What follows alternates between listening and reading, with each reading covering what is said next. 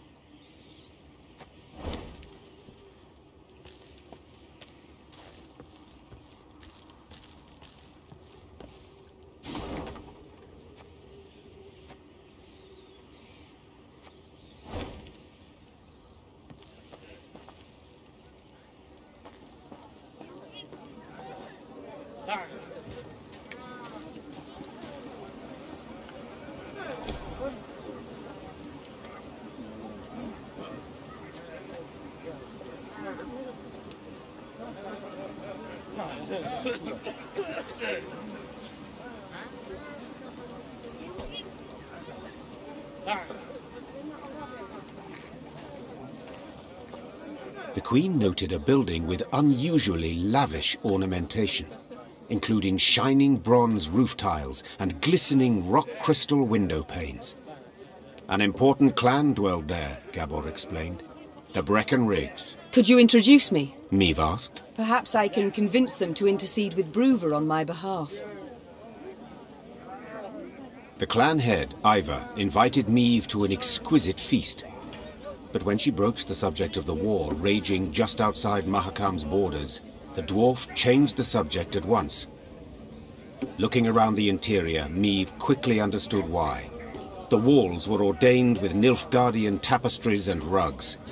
Gifts from friendly Imperial envoys, no doubt. Meve prepared to leave, convinced she had wasted her time, when someone clasped her shoulder and pulled her into a darkened room. Her kidnapper turned out to be a young dwarf, female, it seemed, dressed in her nightshirt.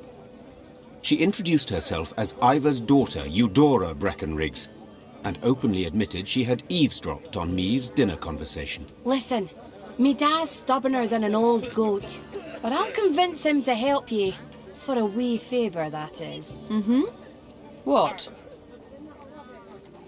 I want you to steal something from the clan archive.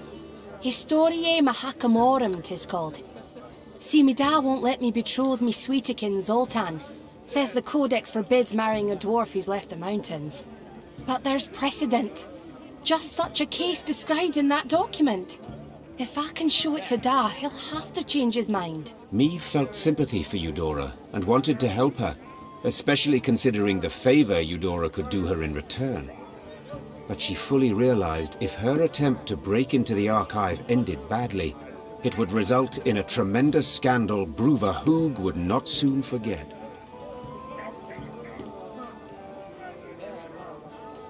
Listen, I wish all the best for you and Zoltan.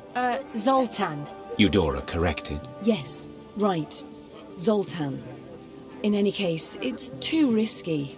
I've much to gain from the support of your clan, but if the mission ended in failure, I'd lose even more. Eudora shrugged and returned to her bedroom.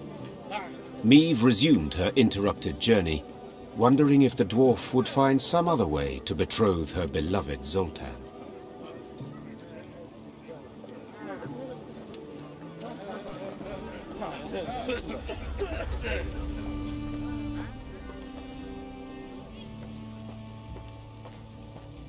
Bonny homes, eh?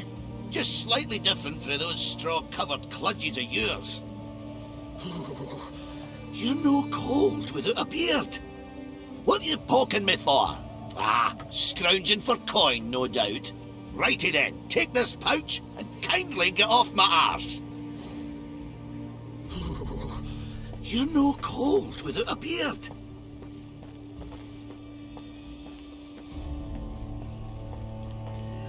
you thundering dope! I told you to hold your horses or you'll shake the hitch loose! Oh, now you're a bleeding expert, are you? You overloaded the damn cart, that's why it's busted. A wagon lay strewn across the middle of the road. Behind it stood others, some loaded with gold, jewels, and other valuables, others groaning under barrels of pickled meat. Each dwarf had his own theory about how the accident had come about, and thundered it out to all and sundry, peppered with choice invectives. An odd caravan. Meave said. They don't look like merchants. Nay, they ain't. Gabor answered. Dwarves of the Ferens clan, carrying gifts for the Drake. Remember Keltullis? When he took roost here, Ferences fought him for near a century. Then the dragon got weary of fighting and they realised he weren't going nowheres, so they cut a deal. He didn't bother them. They give him what he needs. Well, well. And these offerings they send often? Every week. Excuse me, got to separate them lads, for they tear out each other's beards. Hey there! Cool your idiot heads! Gabor managed to douse his brethren's fiery tempers, but the wagon still lay across the road, blocking all traffic. Queen, Said Xavier. it is an easy repair. I've the tools, the parts. Need but your permission. Of course. Go see what can be done. Xavier did indeed make quick work of the problem. Within moments, the wagon was rolling smoothly down the road, good as new. Well, shaft me, your highness. Said one of the dwarves. Your engineer's got a pate like stewed meat, but he kens his trade. That's for certain. I'll convey your words to him. Or at least part of them. Me and the lads will be on our way now, but first, take this. Bit of gold by way of thanks.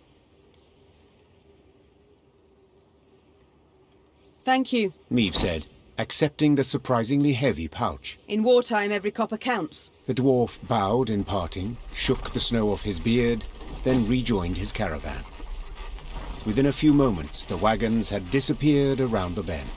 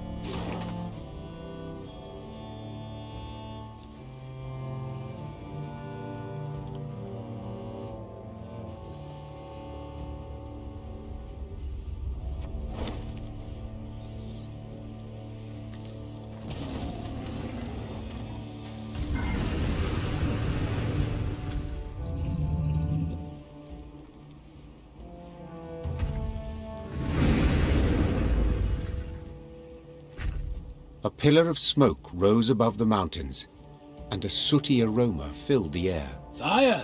Gabor said, then took a deep sniff. Perhaps a bolt struck some barren trees. No. Meave said curtly. I know that scent too well. All Edirn reeked of it. It's the smell of burning homes. The Lyrians quickened their gait. Soon they saw a town fully aflame, and a roaring, furious dragon above it. That's your Keltullis? Gascon asked, shielding his eyes from the sharp glare emanating from the city. You were right.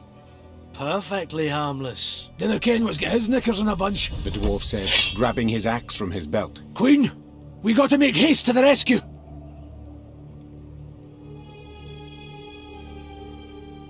Reynard! Meave called out. Have our men wet their cloaks for a modicum of fire protection. We move as soon as they're done. Your Grace, they are but common soldiers. To fight a dragon. I know, but we must help them, or at least try. While Reynard went to pass on the order, Meave turned to Gabble. This dragon, has it any weakness? Fear not, said the sombre dwarf. Except a fondness for raw meat. Meave nodded and swallowed dryly. Despite the cold, she felt sweat pour down her scalp. Stifling her fear, Meave gave the order to attack, and her soldiers rode into the flaming city. From up close, Keltullis looked even more terrifying. Though enormous, he moved with shocking agility, like a lizard scurrying over sand. With one swing of his paw, he snapped the necks of 3 dwarves, then bisected a fourth with a powerful bite. After that, he turned his attention to the Lyrians. More of you! He said, twisting his bloody maw into a horrifying smile. God!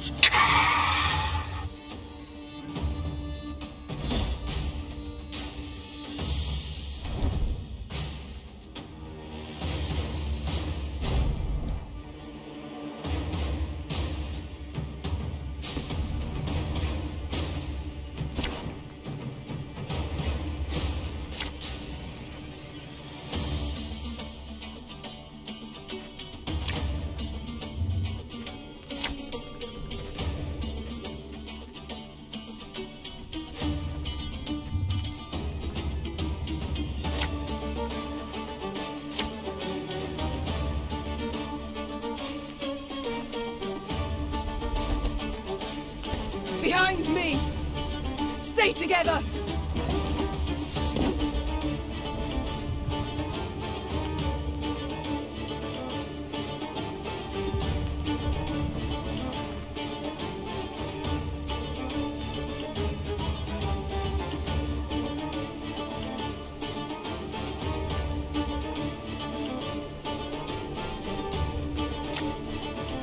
This could hurt.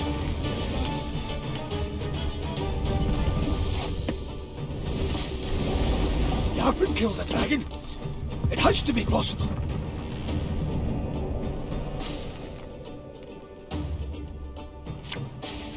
Got a death wish?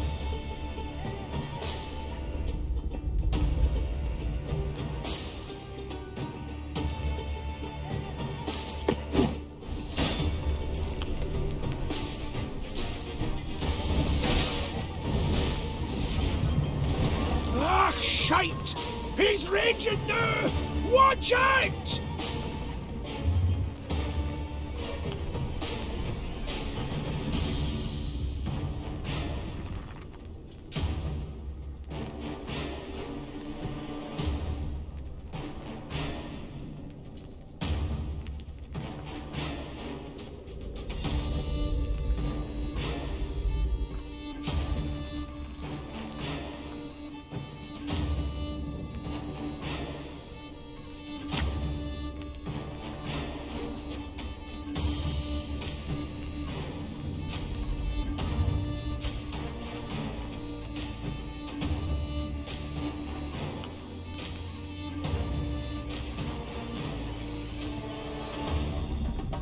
The chase is on!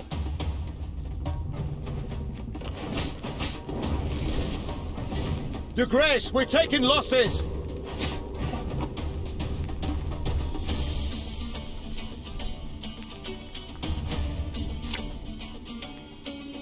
You can try to win them all, but you won't.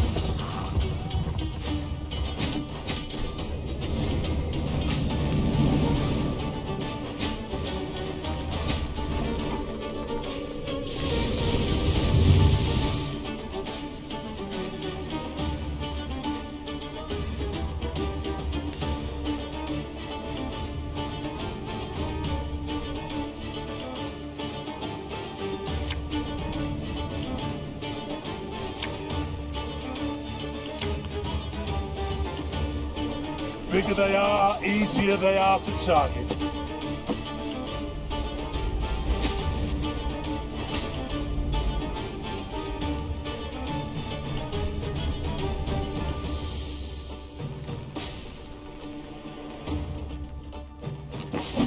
Ha!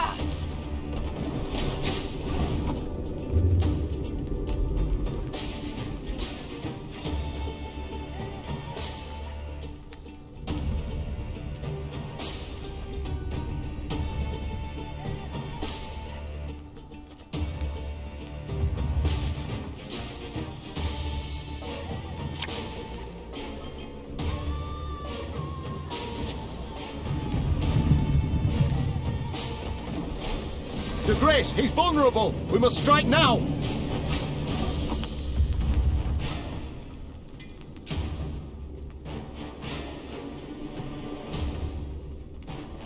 Can't take it anymore.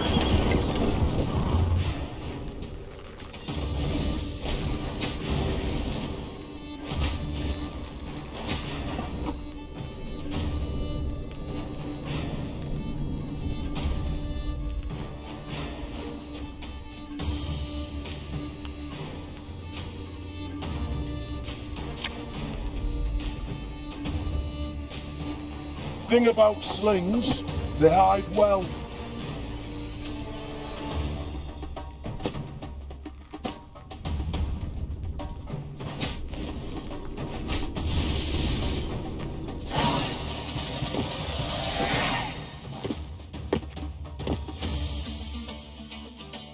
That day, many Lyrians perished, either to the dragon's all-consuming fire or to its flesh-rending claws. Yet their sacrifice was not in vain. Together with the dwarves, they were able to grievously wound Keltullis, forcing him to flee. The howls of the wounded monster rang throughout the valley. That's right, howl, you scurvy snake! Shouldn't he have attacked us, eh? Damn fuel lizard! Meave, that's Vavrenik, elder of the town and all the Ferences. My regards and condolences. Eh, tain't so bad. If nae for ye, wouldn't there be a stone left unrubbled? To be honest, when I caught wind some human queen come to Mahakam looking for aid, I said a crocus would sprout twixt my cheeks afore I'd vote aye on that. Gonna be a fear to look in my breeches after, but changed my mind. After what I saw today, what ye did for us, you've the support and undying gratitude of all Ferences. Thank you. Faced with a Nilfgaardian peril, that means a great deal. Forgive me for interrupting this tear-tugging scene of interracial reconciliation, but I can't hold back no longer. Vavrenik! Double shice! What happened? Why'd Keltullis attack? I ken as much as ye, meaning squat diddly. Just flew up, started spewing flames, half the town lit up in a flash. Sheepshank! 300 years I've been a good neighbour. What's done's done. Gotta think about the future. The Drake's just taking a breather. Gotta finish him off for his regained form. Meaning we haven't much time. He heals like an alchemist's pup. And the nearest guards are miles away. He'll be up flying again before they get here. Aye, that's what I thought. Perhaps, your grace, you'd, What? Jest you must. I ken you're tired through the fight, dinna want to risk casualties, etc. But remember, the beast's sleeping on a bed of gold and rubies. All belonging by right to Bruther, of course. But if quibbling some wandered off, he'd nae notice.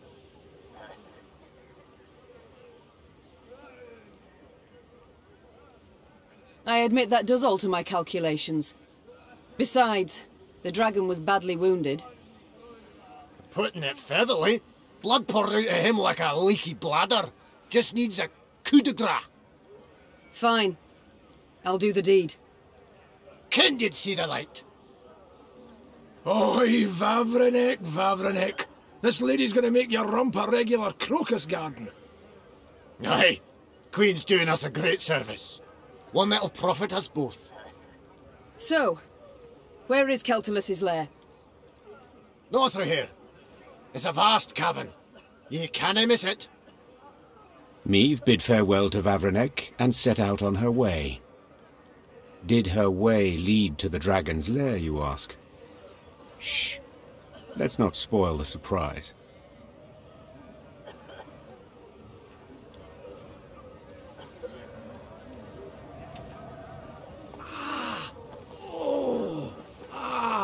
That stings. Got to blow on it a little. Trust a boarhead and what do you get? A singed bahookie. Brown, red, gold. Every dragon's a right bastard. Wait! I'm coming with ye! gonna beat that scaly bastard so hard he'll shoot fire out his arse.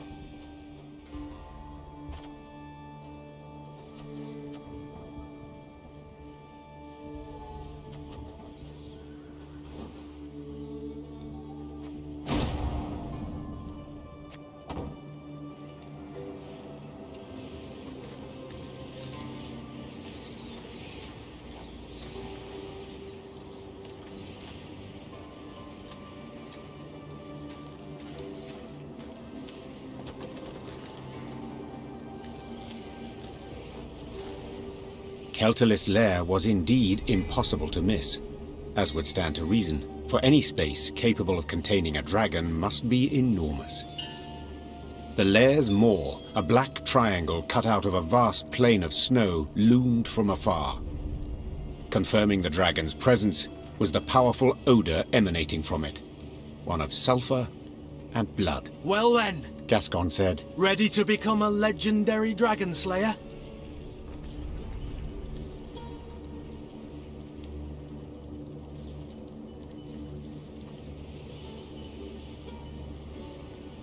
My father oft said, never should you count pelts till the hunt is through. Meve said, dismounting her horse. It's all the more true when you hunt dragons. He's wounded, yes, but one puff of flame, and we shall be not legends, but corpses. Leave all thoughts of foolhardy bravery behind. The Lyrians crept across the dragon's threshold. They walked single file, shields raised, watched by bats hanging from the ceiling. Keltullis lay curled up on a bed of diamonds and gold coins turned red from his blood. Seeing how he strained merely to lift his massive head, Meve knew the dragon no longer posed any threat. Come to finish what your poison began? The monster croaked hoarsely. Fine. Do it then. Keltullis turned over, exposing his vulnerable underbelly, and waited calmly for the fatal blow.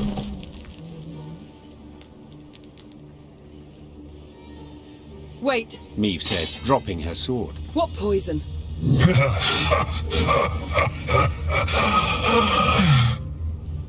Keltullis laughed while squeezing his bleeding side in pain. So they didn't tell you? Lousy munchkins. Hey! Watch your tongue! Gabor yelled. Sides! I didn't ken anything about it. Keltullis looked the Lyrians over mistrustfully with his snake-like eyes, then began to tell his tale. The caravan Meve had met on the road was different to the others. This time, Keltullis's meat had been pickled in a special brine, one spiked with poison. As the dragon lay curled up in pain, Ferenc dwarves entered his lair and smashed his eggs. So if I understand correctly... Meve interrupted. You're female? Correct. Same as you.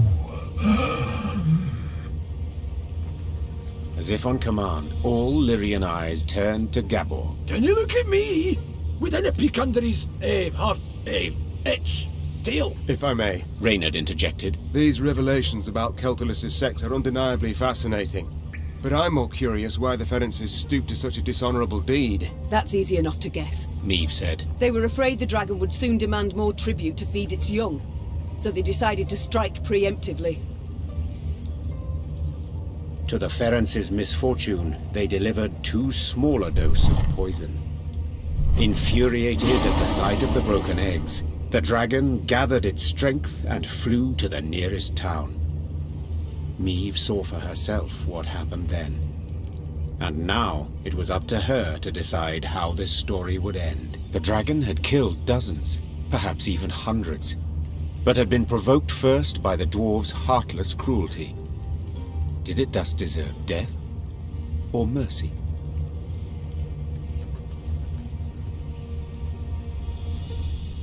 When judging my subjects, I would sometimes not know who bore the greater guilt, said Meve. But as ruler, I had to reach a verdict, often a harsh one. The Queen returned her sword to its sheath. This is not my land, Meve said. Nor are these my subjects.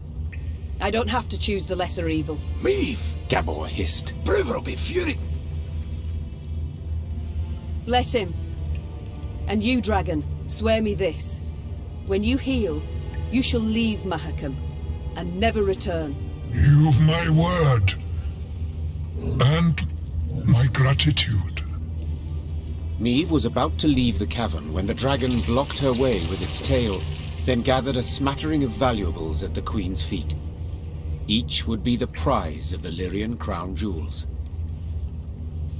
News that Meve had spared the dragon, which had killed dozens of dwarves, did indeed enrage the inhabitants of Mahakam, the Ferences in particular. But when the clans considered driving the Lyrians from the pass, Elder Vavrenek opposed it. No matter what happened after, he had sworn Meve his undying gratitude.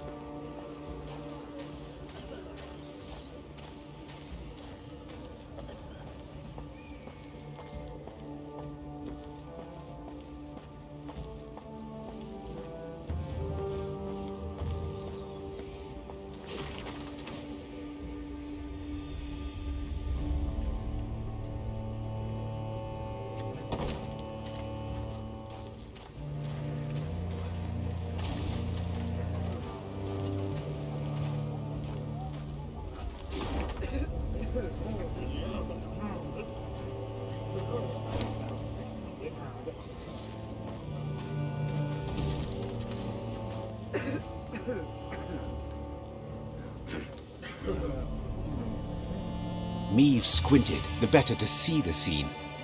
Several dozen dwarves had gathered on the cliff overlooking the chasm. All were turned towards a ramp, at the peak of which stood a barrel. What is that gathering about? Asked the Queen. Have we a feast day? Nay, answered Gabor grimly. 'Tis an execution. A hairy head peeked out of the barrel. The long, pointy nose and ears left no doubt that it belonged to a gnome. The first Meave had ever seen in her life. Help! Save me! The gnome yelled. They aim to kill me! Cast me in the chasm! Shut your maw! Barked the dwarf standing next to him, who then shoved the gnome inside the barrel and covered it with a lid. Your crimes! The sheer weight of it, hey? No lighter punishment is fitting. The other gathered dwarves nodded approvingly. Two gripped the barrel, lay it on its side, then lifted it to cast in the chasm, paying the thumping from inside it no heed.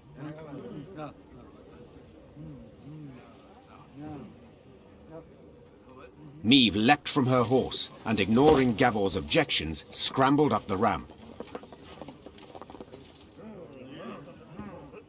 Oi! You're not allowed! Hey, damn it! What do you think you're doing? I think it's obvious. Preventing the execution. Thanks be to the gods! Whoa, wench! You've no such right! Judgment's been handed down. Sentencing's done.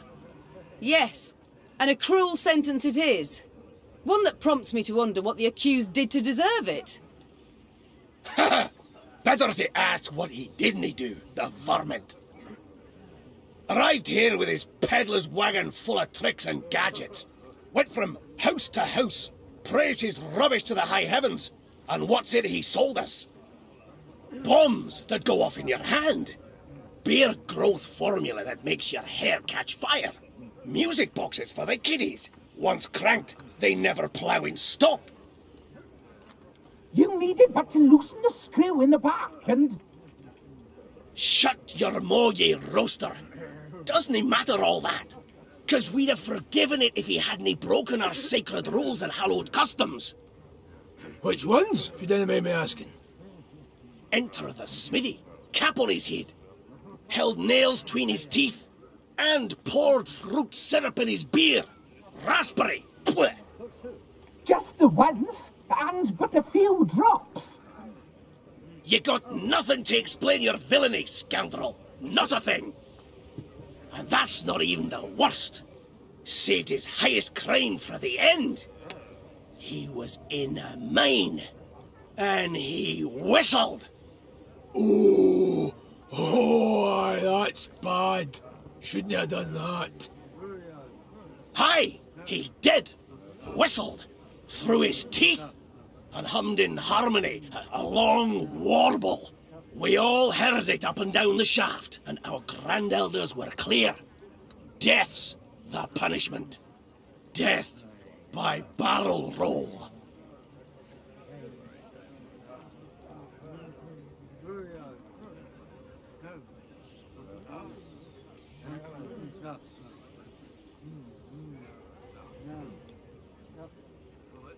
Wait 1 minute.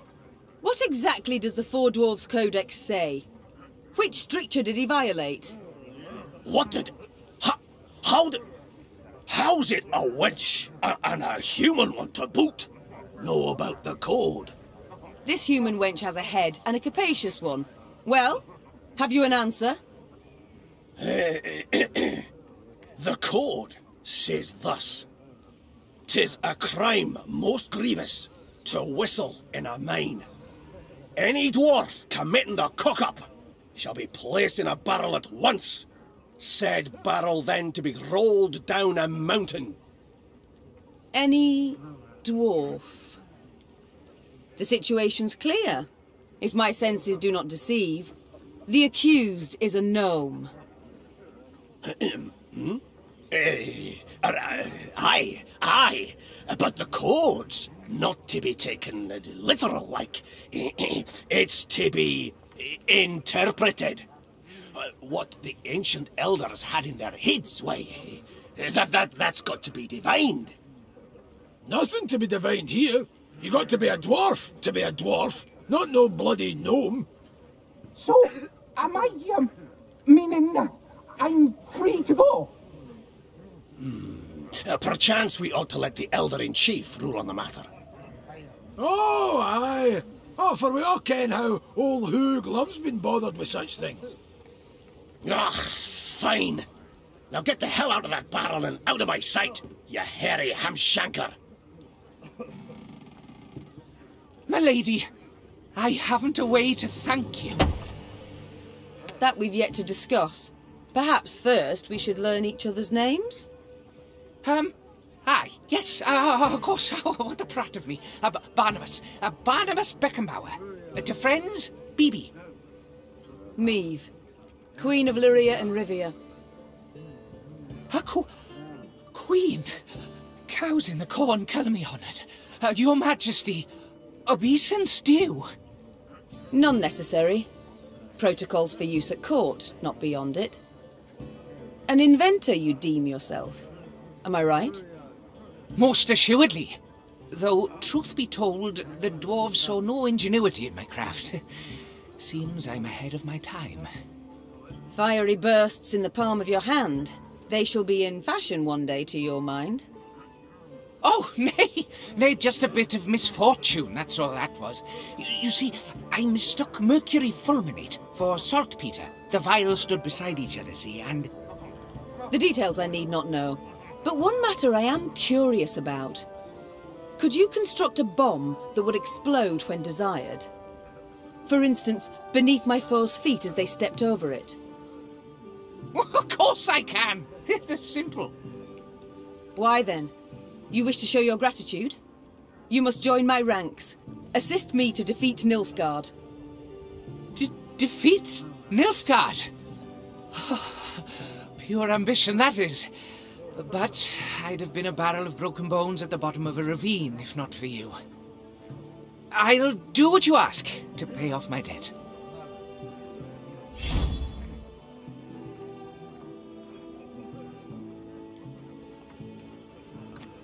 And thus, for the first time in Lyrian annals, a gnome enlisted with the army. And though Barnabas Beckenbauer was diminutive of body, this new recruit would prove his worth on more than one occasion.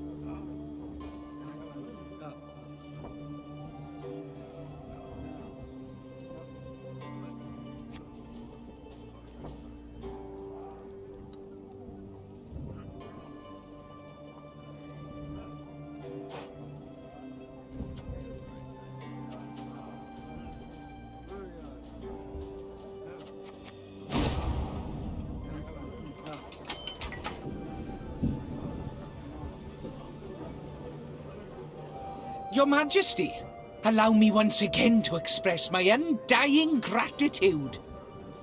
You're most welcome, Barnabas, but please, we haven't need for any formalities when speaking alone. Well, of course. How might I help you then? I like to know. No, I must know who I travel with. Please do tell me about yourself.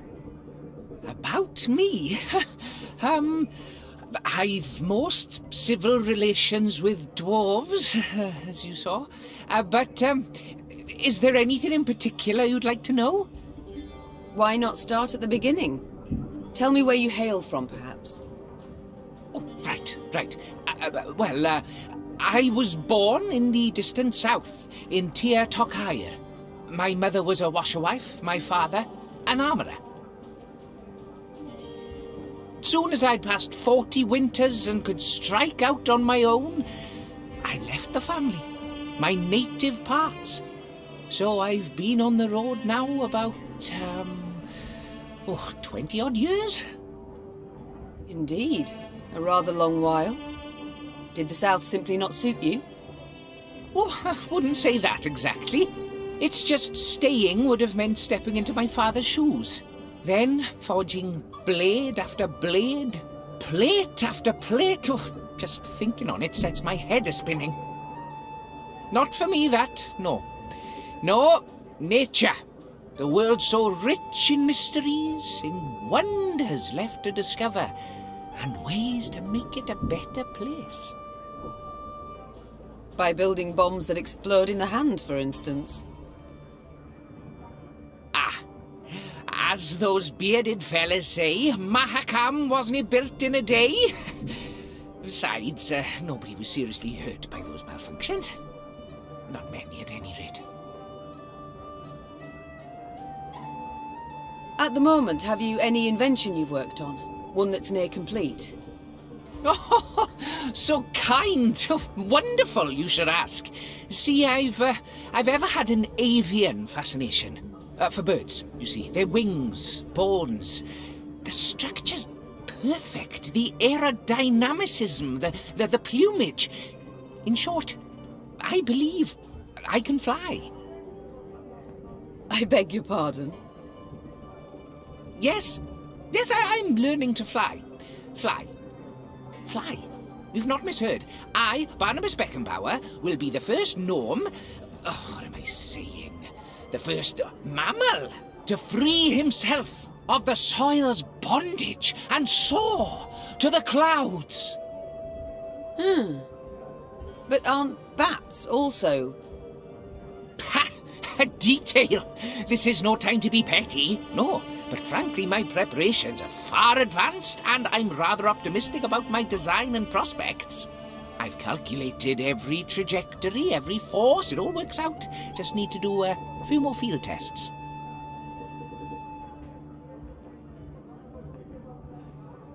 Did you have volunteers try it, or did you test the design yourself? Naturally, I must stay on the ground. Who take all the measurements elsewise. Luckily, there's no lack of thrill-seekers in Mahakam. Most eager to etch themselves into the annals. My first prototype, the Skylicker, I dubbed it. Oh, Your Majesty, if you'd only seen the beauty. Flew over 120 Ls. Truly? Colour me impressed indeed. Must have made quite the name for himself, your brave volunteer. I'm certain he's caught the eye of every she-dwarf in Mahakam since. Oh no, he's dead. The landing, it was rough. And then a bear sauntered by, didn't help any. Anyhow, as he died, the dwarf swore he regretted nothing. Brave lad. A bit daft, though. I see. But the next time you request I try one of your inventions, I'd ask you to remind me of this touching tale. Time I attended to other matters. Ah, yes, you're still here. Off you go, then.